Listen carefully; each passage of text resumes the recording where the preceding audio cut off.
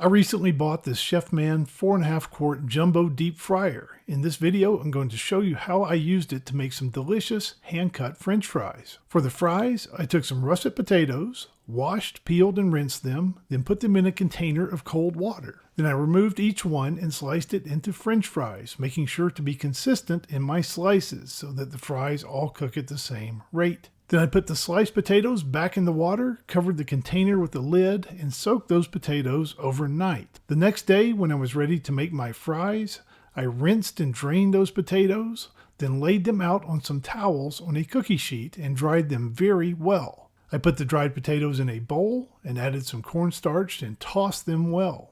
Now I set up the Chefman.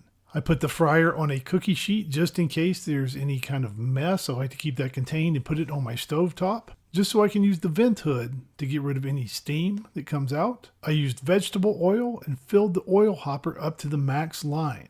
Got my heating element inserted, got the unit plugged in, and turned this on to 325. Now I'm going to fry these fries twice, once at 325 and once at 375.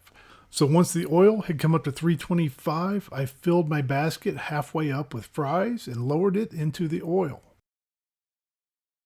And I fried these for about 5 minutes at 325. Then I removed the fries to a wire rack and let them rest 10 minutes or so.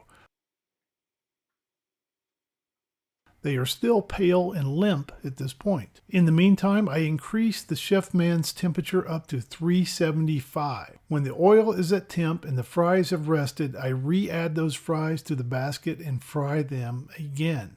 And here I made sure to watch the fries closely because they can go from golden to very brown very quickly. So I checked them about once a minute, and I removed these when they were the color and crunch that I like. I like mine like this, kind of nice golden yellow with just a hint of crunch, a little bit of texture.